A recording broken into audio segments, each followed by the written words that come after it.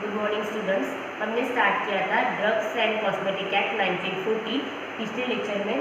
तो उसमें हमने सबसे पहले देखा था objective of drug and cosmetic act and then start किया था हमने schedules to the act. Means objective में हमने क्या देखा था कि सबसे पहले जो भी ड्रग्स एंड कॉस्मेटिक्स आएंगे, जो भी हमारे एक्ट हमने बना उसमें क्या देखेंगे, क्या ऑब्जेक्टिव रहेगा हमारा कि जो भी ड्रग्स का डिस्ट्रीब्यूशन रहेगा, सेल रहेगा, मैन्युफैक्चरिंग रहेगा, जब हम इंपोर्ट एक्सपोर्ट कुछ भी करेंगे ड्रग्स के लिए या फिर कॉस्मेटिक्स के लिए, उन्हें हमें सिर्फ ऐसे ड्रग्स को अलाउ करना है हमारे इंडिया में, हमारी कंट्री में आने के लिए कि जो ड्रग्स एक तो फिनिश प्रोडक्ट्स है और अच्छे प्रोडक्ट्स हैं। हमें अडल्ट्रेटेड स्पूरियस क्वालिटी के जो भी ड्रग्स रहेंगे, सब स्टैंडर्ड क्वालिटी के ड्रग्स रहेंगे, उन्हें हमारे इंडिया में इंपोर्ट होने के लिए वगैरह हमें उसे अलाउ नहीं करना है। ये हमने देखा था ऑब्जेक्टिव में। देन उसके बाद हमने स्टार्ट किया था शेड्यूल्स टू द एक्ट। उसमें हमने कहाँ तक पढ़ लिया था, शेड्यूल ई तक पढ़ लिया था। अब हम स्टार्ट करेंगे शेड्यूल एफ। ठीक है, तो सबसे पहले आज हमने बहुत सारे शेड्यूल्स लिए, इधर सब देख लेंगे।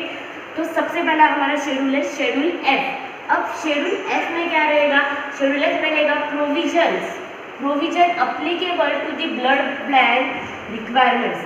मीन्स अगर कोई ब्लड बैंक, अगर कुछ ब्लड बैंक अगर बन रही है तो उसके लिए क्या प्रोविजंस अप्लीकेबल रहेंगे वो हमें सबसे पहले बताना पड़ेगा। मीन्स उसमें फैसिलिटीज़ कैसे रहनी चाहिए, उसके लिए कितने मेंबर्स रहेंगे, वो सब हमें ब्लड बैंक की रिक्वायरमेंट्स देनी पड़ेगी।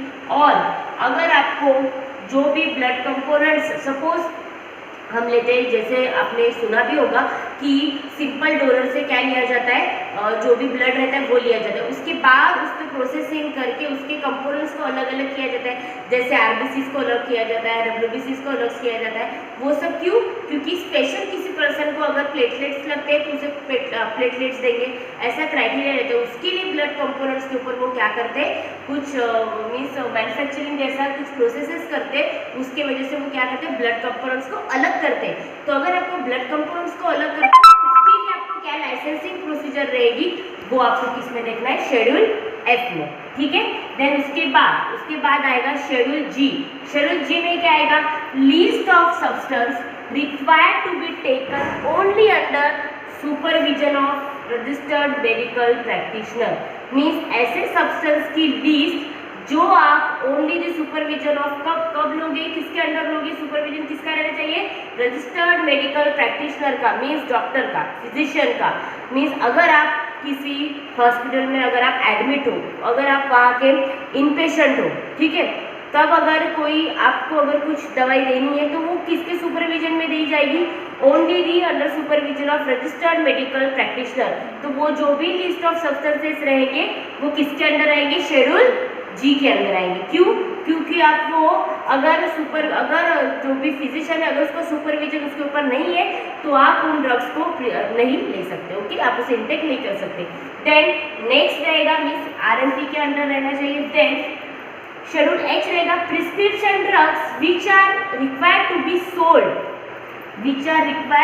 Sold by retail only on prescription of RMP. Schedule G में हमने क्या देखा था कि ऐसे सब्सटेंस की लिस्ट जो आप under the supervision of registered medical practitioner ही लोगे।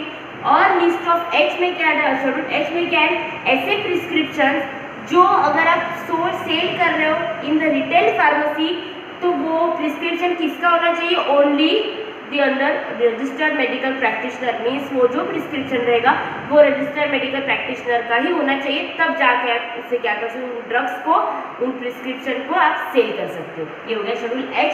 शेड्यूल एच पूछा जाता है, आपको क्वेश्चन आता है डिफाइन और give schedule H and schedule R, schedule J, schedule N, ऐसा आपको 2 मार्क्स के लिए पूछा जाता है। हर एक शेड्यूल 2 मार्क्स के लिए पूछा जाता है या फिर 1 मार्क्स के लिए भी पूछा जाता है। ठीक है, देन शेड्यूल आई।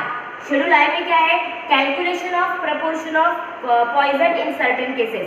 अगर पॉइजन, अगर सपोज कभी किसी को पॉइजन दिया जाता है इन सुसाइडल केसेस और मर्डर पॉइंट ऑफ व्यू नहीं कह रही हूँ मैं, अगर आप उसका यूज़ कर रहे हो, अगर आपको उसका नीड है, तब अगर आपको उसका प्रोपोर्शन कैलकुलेट करना है तो उस कंडीशन में वो जो भी कैलकुलेशन फॉर्मूला रहेगा वो किस में आएगा, शेड्यूल आई में आएगा। ठीक है, देन शेड्यूल जे। शेड्यूल जे में क्या रहेगा, list of disease and elements which और ड्रग में नॉट क्लेम टू प्रिवेंट और क्योर। मीन्स ऐसे ड्रग्स की लिस्ट रहेगी कि जो डिजीज और एलिमेंट्स को हम पूरी तरह प्रिवेंट और क्योर करेंगे, ऐसा नहीं होता है। ऐसा कोई भी ड्रग नहीं कह सकता कि हम पूरी तरह उसे प्रिवेंट और क्योर करेंगे। नो, ऐसे ड्रग्स की क्या रहेगी, वो लिस्ट रहेगी। मीन्स एक तो कोई डिजीज या फिर माइनर डिजीज है, एलिमेंट्स है, एलिमेंट्स मीन्स माइनर इलनेस रहेगी। डिजीज मीन्स बहुत बड़ा भी हो सकता है, लेकिन हम एलिमेंट्स में देखेंगे तो वो इलनेस भी रह सकते हैं। विच अ ड्रग में नॉट क्लेम टू प्रिवेंट और क्योर, मीन्स जो ड्रग क्लेम नहीं कर सकता कि मैं प्रिवेंट और क्योर करूंगा उसे पूरी तरह 100%, ठीक है, उन ड्रग्स की लिस्ट आएगी। देन शेड्यूल के, शेड्यूल के में क्या आएगा, list of drugs exempted from certain provisions applicable to manufacture of drugs and sale of drugs। Means ऐसे कुछ क्लासेस ऑफ ड्रग्स रहेंगे जिन्हें अगर आपको मैन्युफैक्चर करना है तो उसके लिए आपको स्पेशल प्रोविजंस लगेंगे। क्यों? क्योंकि उन ड्रग्स का मिसयूज हो सकता है या फिर वो मिसलीड कर सकते हैं किसी पर्सन को, इसलिए उनका जो भी प्रोविजन रहेगा वो स्पेशल प्रोविजन रहेगा, ठीक है। Then next schedule L, schedule L में क्या रहेगा, list of drugs to be sold on prescription only. ऐसे ड्रग्स की लिस्ट देखो, शेड्यूल जी में हमने क्या देखा था, list of substance required to be sale only under the taken only under the supervision of registered medical practitioner. Then हमने H में क्या देखा कि ऐसे ड्रग्स जिसको आप सेल कर सकते हो in the retail pharmacy only under the prescription of registered medical practitioner. और एल में क्या आएगा, list of drugs to be sold on prescription only, means prescription only पे, यहाँ पे रजिस्टर्ड मेडिकल प्रैक्टिशनर नहीं आया, ठीक है। ये इसका डिफरेंस है कि सेम ही रहेगा थोड़ा पॉइंट, लेकिन वो कंफ्यूजिंग हो सकता है, आपको कंफ्यूज हो सकता है शेड्यूल जी में, एच में और एल में, ठीक है। देन नेक्स्ट देखते हैं हम शेड्यूल एम, शेड्यूल एम पूछा जाता है, कभी कभी शेड्यूल एम पूछा जाता है। अब शेड्यूल एम में 3 पार्ट्स है, पहले हम पहला पार्ट देख लेते हैं। GMP means good manufacturing practices. अगर आप गुड मैन्युफैक्चरिंग प्रैक्टिसेस कर रहे हो तो उसके लिए आपको रिक्वायरमेंट्स क्या लगेंगी, requirements of factory premises, plant, equipment etcetera for the manufacturing of drugs. अगर आप गुड मैन्युफैक्चरिंग प्रैक्टिसेस कर रहे हो, मीन्स अगर आप मैन्युफैक्चरिंग कर रहे हो तब आपको गुड मैन्युफैक्चरिंग प्रैक्टिसेस करना पड़ेगा। मीन्स जो भी रिक्वायरमेंट्स रहेंगे प्रीमाइसेस की, प्लांट की, जो भी वेयर हाउसिंग की, वो सब आपको रिक्वायरमेंट्स फुल करना पड़ेगा, फुल्ली सेटिस्फाइड करना पड़ेगा, तब जाके आप कहोगे कि हम गुड मैन्युफैक्चरिंग प्रैक्टिसेस कर रहे हैं। तो उस कंडीशन में मैन्युफैक्चरिंग ऑफ ड्रग्स कैसे होगा, वो आएगा। अब शेड्यूल M1 में क्या आएगा, वही सेम आएगा, good manufacturing practices and requirements of factory premises, plant, equipments etcetera for the requirements of homeopathic drug. यहाँ पे क्या था, सिर्फ ड्रग्स था, लेकिन शेड्यूल M1 में क्या था, only for this homeopathic drugs. Schedule M2 में क्या आएगा, only for the cosmetics, cosmetics के लिए जो भी गुड मैन्युफैक्चरिंग प्रैक्टिसेस रहेंगी वो रिक्वायरमेंट्स। और शेड्यूल M3 में आएगा मेडिकल डिवाइसेस के लिए जो भी मैन्युफैक्चरिंग प्रैक्टिसेस, जैसे मेडिकल डिवाइसेस में आप देखिए इम्प्लांट्स वगैरह बनते हैं, वो सब जो भी आएंगे वो मेडिकल डिवाइसेस आएंगे।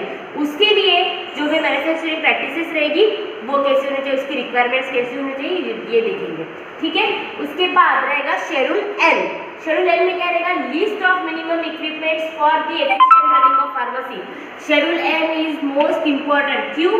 क्योंकि शेड्यूल N को डायरेक्टली 4 मार्क्स के लिए पूछा जाता है। अब इतने से 2 लाइन के लिए तो 2 मार्क्स नहीं मिलेंगे आपको, 4 मार्क्स नहीं मिलेंगे आपको। 4 मार्क्स के लिए शेड्यूल N में क्या पूछा जाता है, यहाँ पे क्या है, list of minimum equipments for the efficient running of pharmacy. Means अगर आपको एक फार्मेसी को एफिशिएंटली रन करना है तो उसके लिए आपको मिनिमम इक्विपमेंट्स क्या रहने चाहिए, जैसे हम कहते हैं कि एक रूम होना चाहिए स्पेशियस, उसके लिए आपको फर्नीचर लगेगा, फ्रीज लगेगा, आपको एक अच्छे से आउटलाइन किया हुआ आपको बैनर लगेगा, जो भी आपका बोर्ड रहेगा वो लगेगा, आपको कंपार्टमेंट लगेंगे, आपको रैक्स लगेगी। ये सब जो भी रिक्वायरमेंट्स रहेगी वो किसके अंदर आएगी, शेड्यूल N में। और शेड्यूल N 4 मार्क्स के लिए पूछा जाता है, उसमें आपको एंट्रेंस कैसा होना चाहिए, उसकी विजिबिलिटी कैसे होनी चाहिए, उसका सब पूरा एरिया कैसा होना चाहिए, वो बहुत वाइड एरिया में बताया गया है। वो हम बाद में जब हमारा जब चैप्टर खत्म हो जाएगा तब हम शेड्यूल N लेंगे, लेकिन 4 मार्क्स के लिए शेड्यूल N भी पूछा जाता है, ठीक है। तो इसमें क्या आएगा शेड्यूल N में, list of minimum equipments for the efficient running of pharmacy. अगर आपको फार्मेसी को एफिशिएंटली रन करना है तो उसके लिए मिनिमम इक्विपमेंट्स की क्या रिक्वायरमेंट्स रहेंगी वो। Then schedule O standard for disinfectant fluids, किसके लिए रहेगा? अगर आप कोई डिसइंफेक्टेंट फ्लूइड यूज करें तो उसके लिए क्या स्टैंडर्ड्स रहेंगे, उसकी प्यूरिटी कैसे होनी चाहिए, उसका जो भी इवैल्यूएशन टेस्ट रहेंगे वो कैसे होने चाहिए, वो कैसे वर्क करता है, ये सब किसमें आएगा? Standard for disinfectant fluids. Then schedule P में आएगा list of periods of drugs, means कि जो भी एक ड्रग रहेगा वो फॉर्मुलेट होने के बाद, मैन्युफैक्चर होने के बाद उसका कितने टाइम का पीरियड रहेगा, उसकी शेल्फ लाइफ कितनी रहेगी, उसकी एक्सपायरी कितनी रहेगी, वो पीरियड्स ऑफ ड्रग इसमें आएगा शेड्यूल पी में। देन शेड्यूल पी में 1 आएगा और एक pack sizes of drugs, means pack sizes of drug means आपको अगर इस सिरप को अगर आपको सेल करना है या फिर मैन्युफैक्चर करना है तो 30 ml का होना चाहिए, 60 ml का होना चाहिए, 90 ml का होना चाहिए, वो कितना रहेगा, वो आएगा पैक साइजेस ऑफ ड्रग में। देन नेक्स्ट रहेगा शेड्यूल क्यू भी पूछा जाता है, लेकिन डायरेक्टली क्वेश्चन आता है कि कोल्टार डाइज जो यूज किए जाते हैं इन हेयर डाइज वगैरह, हेयर डाई जो हम लगाते हैं उसमें कोल्टार कलर्स यूज किए जाते हैं, तो उस पर डायरेक्टली क्वेश्चन आता है कि हेयर डाइज में जो भी कोल्टार कलर्स यूज किए जाते हैं वो कैसे यूज किए जाते हैं। तो शेड्यूल क्यू में क्या है, list of coal tar colours permitted to be used in cosmetic and also soaps, जो भी लिस्ट ऑफ कोल्टार कलर्स रहेंगे, कोल्टार कलर्स की सब लिस्ट रहेगी, उसमें से हम कौन से कॉस्मेटिक्स में यूज़ करेंगे और कौन से सोप्स में यूज़ करेंगे, उनकी रिक्वायरमेंट्स रहेंगे, वो कितने परमिट, कौन से परमिट किए गए कॉस्मेटिक्स के लिए और सोप्स के लिए, उसकी लिस्ट रहेगी। ठीक है। देन नेक्स्ट है schedule R, standard for condoms made up of rubber latex intended for single use, जो भी कॉन्डम्स बनाए जाते हैं वो किससे बनाया जाता है, रबर लेटेक्स से बनाया जाता है, और वो किसके लिए रहता है, only for one single use के लिए रहता है, तो उसका जो भी स्टैंडर्ड रहेगा वो कैसा रहता है, वो किसमें आएगा, शेड्यूल आर में। And then next is schedule R one में क्या आएगा, standard for medical devices, again same कहाँ पढ़ा था हमने, manufacturing of medical devices M3 में पढ़ा था, वही उसका स्टैंडर्ड किसमें मेंशन रहेगा, शेड्यूल आर के फर्स्ट एक्ट में। ठीक है, ये हो गए हमारे पूरे एक्ट, इसके बाद और एक्ट बचे हुए वो हम नेक्स्ट लेक्चर में कवर करेंगे। Okay, thank you.